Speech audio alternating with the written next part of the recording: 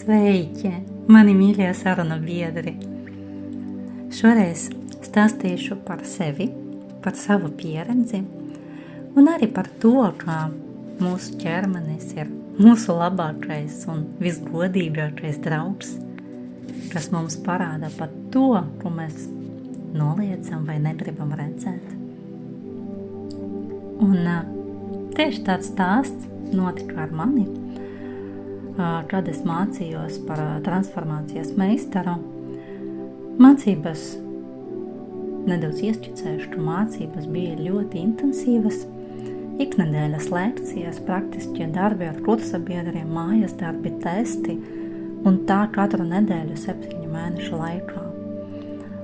Pēc pirmā ilgstoša mācību posma mums bija doti 2 mēneši, lai apgūtu visu iegūto materiālu, pabeigtu mājas darbus un sagatavotos 2. posmam. Un savukārt 2. apmācību posmā mums gaidīja nopietns noslēguma eksāmens, kuru katrs dalībnieks atbildēja personīgi Valērijam Ziņaļņikovam, un bija jāizvelk 2 biļetes, viena ar teorētisko jautājumu, otrā ar praktisku uzdevumu, un eksāmens aptvera visu kursa materiālu, un tāpēc gatavošanās tam bija ļoti nopietna. Un, protams, daudzi mani kursabiedri ļoti uztraucās. Mūsu praktiskajās tikšanas reizēs mēs bieži strādājām tieši ar bailēm no eksāmenā, jo kāds baidījās, ka nepaspēs visu iemācīties, cits raizējās, ka eksāmena laikā apjuks vai nespēs atbildēt. Bet es tajā brīdī centos sevi, pārāk nebiedēt, jo tajā laikā es vēl nemaz nezināju, vai varēšu, vispār uzsākt mācības tajā 2. etapā, piedalīties 2. posmā, jo tas maksāja diezgan dārgi un man nebija pārliecības, vai izdosies savākt nepieciešamo summu. Un tāpēc es sev teicu, ka vispirms pabeigšu visus darbus, atrisināšu finansiālo jautājumu un tikai tā domāšu par eksāmenu, gatavošos, kāpēc jāuztraucas jau tagad? Nē taču. Un man šķita, ka pret šo visu situāciju es izturos diezgan mierīgi, salīdzinot ar saviem kursabiedriem. Bet vienā brīdī es pamanīju, ka naktī es sāku ļoti stipri sakost zobus. Tik stipri, ka no rīta pamodoties man pilnīgi sāpēja žokļi, sāpēja zobi, tā es it kā visu nakti būtu turējusi milzīgu spriedzi. Un dienas laikā sāpes pamazām pārgāja, dienai sevi kontrolēju, centos žokļus atslabināt, un arī vakarā gulēt devos pilnīga mierā, bet naktī žokļi atkal tika sakosti, tik spēcīgi, ka no rīta atkal bija nepatīkami.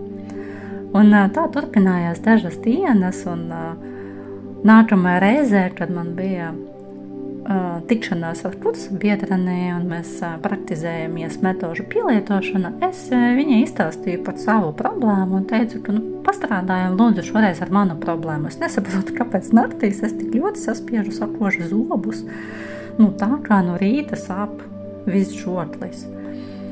Un mēs sākam strādāt ar iekšējās transformācijas metodi un versamies pie manas zemapziņas, un kā jūs jau nojaušat pēc visa stāsta, kā es tomēr baidījos no eksāmena. Ar prātu es centos neuztraukties un skaidroju sev, ka pagaidām vēl nekas nav zināms, nekas nav izlemts, nav jēga sevi biedēt pirms laika, radīt sev lieku spriedzi, un galvenais, ka es jau patiešām ticēju, ka es esmu mierīga. Jo skatījos uz citiem un redzēju, ka viņi uztraucās, salīdzināju, nē, man tas nav, bet dziļi manī spriedze vienalga bija. Es varbūt vienkārši negribēju to atzīt, to pamanīt, bet ķermenis man parādīja to, ko es pati sev nebiju gatava atzīt, ka tomēr uztraucos. Mēs pastrādājām ar kursabiedreni ar šo manu uztraukumu, un pavisam drīz nakts spriedze sāku izzust, un jau pēc pāris dienām es pat vispār aizmirsu, ka man tāda problēma bija, jo no rīta modos un jūtu komfortu mutē, žokļos, taču viss pazuda, pilnīgi visas sāpes un viss sasprindzinājums. Bet pēc šī notikuma es ļoti skaidri sapratu vienu domu, un īstenībā Valērijas Vladimirovičs viņu bieži atkārto. Viņš bieži saka, ka ķermenis nekad nemelo. Un tā tas arī ir. Mēs varam pārliecināt sevi, ka neuztraucamies, varam atrast loģiskus skaidrojumus tam, kāpēc šobrīd nav vērts satraukties. Varam pat no sirds noticēt, ka esam jau nomierinājušies. Bet ķermenis vienmēr ir godīgs, viņš neprot izlikties. Ja spriedze joprojām dzīvo mūsos, tad tā var izpausties. Vai saspringta žoklītā, ka man, vai arī sasprindzinātos plecos, gramola kaklā, smaguma vēderā, jeb kāda cita sajūtā. Jo, mūsu zemapziņa ir ļoti radoša. Un tā vietā, lai uzreiz censties apklusināt šīs sajūtas, censties panākt, lai ķermenis paklusē, vai vairs nesāp, vai vairs nesagādā nepatīkamas sajūtas, dažreiz reāli ir vērts uz mirkli apstāties un pajautāt sev, tā godīgi, kas šobrīd notiek manā dzīvē, par kādu pārdzīvojumu es vēl neesmu gatavs godīgi atzīties pats sev, kas tieši izraisa šīs manas sajūtas. Ja godīgi, par ko es šobrīd pārdzīvoju.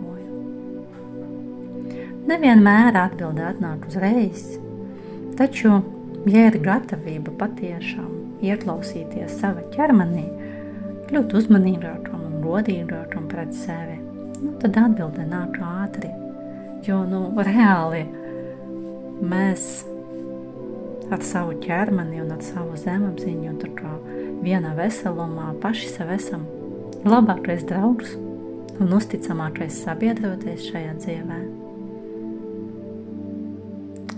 Tā, apskaujiet sevi tagad, un es apskaušu sevi.